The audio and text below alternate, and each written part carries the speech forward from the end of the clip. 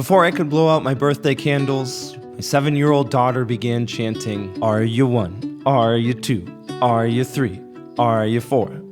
Now, she does this every year, but for the first time, it struck me how long this was going to take.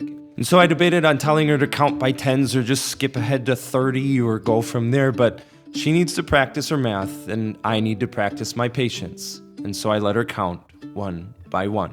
Are you 10? Poof! There goes my childhood. Are you 16?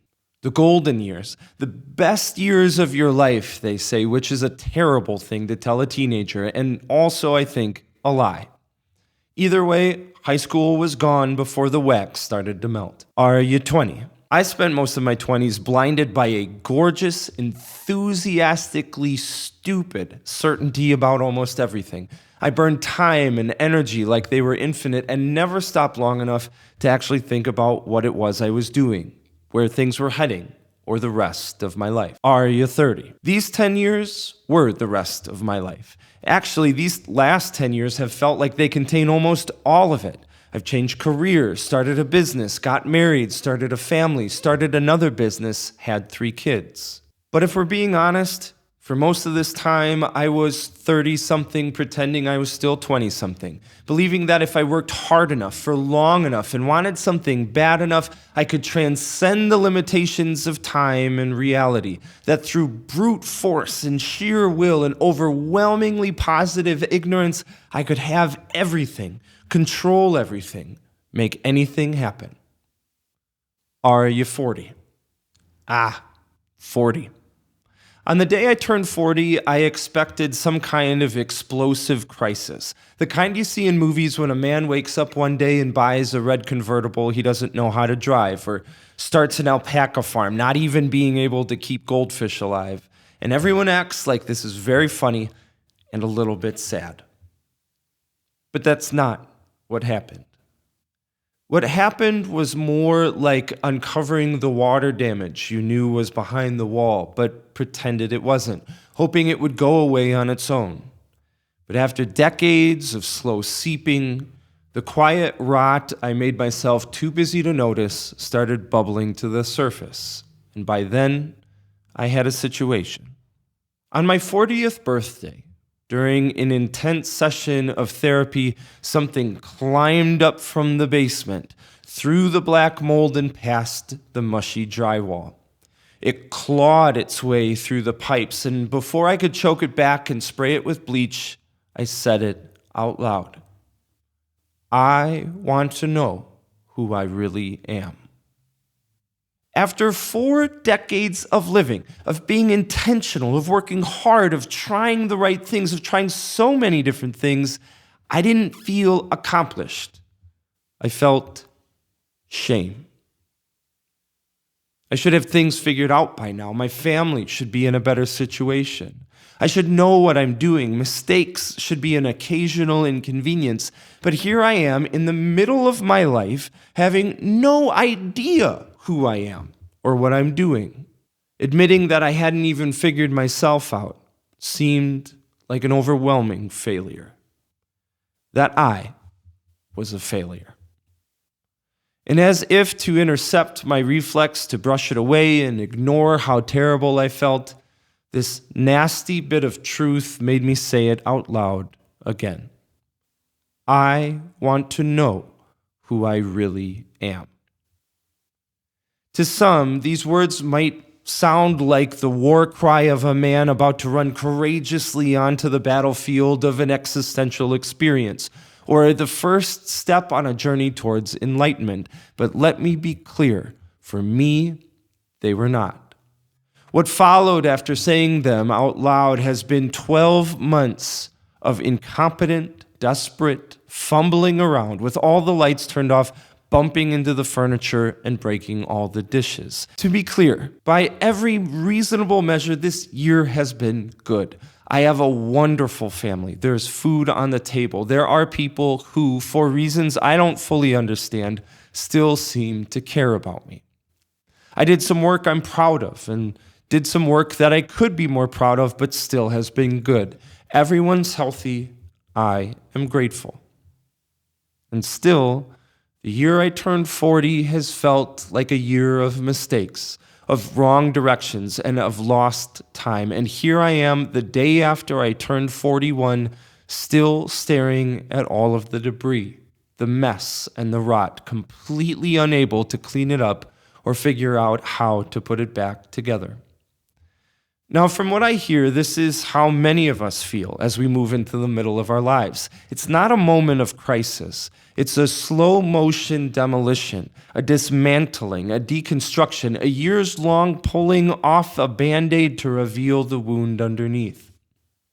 I think the best description, however, comes from Brene Brown when she describes it as a midlife unraveling. She says, quote, "The truth is that the midlife unraveling is a series of painful nudges strung together by low-grade anxiety and depression, quiet desperation, and an insidious loss of control. By low-grade, quiet, and insidious, I mean it's enough to make you crazy, but seldom enough for people on the outside to validate the struggle or to offer you help and respite. It's a dangerous kind of suffering. The kind that allows you to pretend that everything is okay." Now, originally, when I sat down to write this, the idea was to make a list called The 41 Things I've Learned Turning 41. It would get me clicks and comments, potentially go viral, and it might even be good. But after a couple of hours and nothing but a blank page, I lowered the bar a little bit and told myself that maybe 3 or 4 would be enough. An hour later, I decided it would be better just to be honest and say, I have no idea what I'm doing. While Brene goes on to describe her experience as a moment of decision on how to wage war against the universe, I'm not there yet. But where I am, and where you might be too, is finally being ready to stop. When we hear the word unravel, the connotation is that things are going badly. My plan's unraveled, or my life is unraveling. But to unravel means to untangle something that is so tightly wound and knotted it can no longer function so that it can work again. I turned 40 and spent the last year like a man staring at a fist-sized knot of fishing line, yanking on every strand I can find, making it worse, and then yanking harder because that's all I know how to do. Work harder, want it more, pull until something gives or your hands bleed. But that's not how knots work. That's not how any of this works.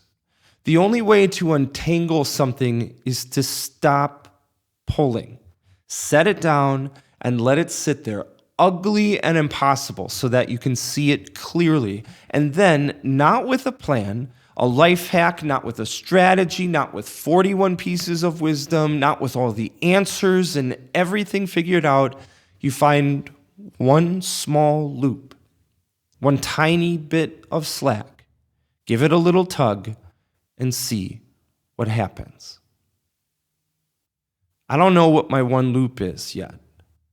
I don't even know that I've even stopped pulling. Some days I manage to sit with the knot instead of making it worse, and some days I don't. Last week, I made a snowman with all 3 of my daughters, our first snowman ever.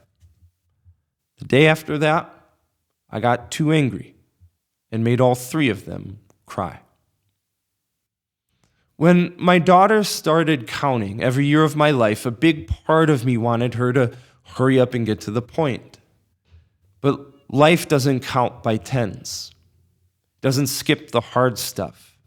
It doesn't start at the end. Are you 1? Are you 2? Are you 3? She counted to 41 without skipping a single number. She didn't try to jump ahead. She didn't get bored and quit. She didn't ask for a shortcut. She just moved through it, one number at a time, because that's how counting works. That's the only way any of this works. My daughter was patient with the process. She knew that to get to the end, she needed to start at the beginning. and that it was going to take work, time, and small steps to get to where she wanted to go. And when she got to the middle, where the counting was a little more complicated, where the mistakes started to happen, where numbers became a little more unfamiliar, she stopped, figured the next number out, and started again, step by step. When she finished counting, I puckered my lips and blew out the candles. She asked me what I wished for. I didn't know what to tell her, because I didn't actually make a wish. For most of my life, I've had wishes ready, ambitious, specific, urgent. I knew exactly what I wanted and exactly how hard I was willing to work to make that wish come true. I don't know yet, I told her. She thought for a moment. That's okay, Daddy, she said. You've got time to figure it out. Maybe the middle is just the beginning.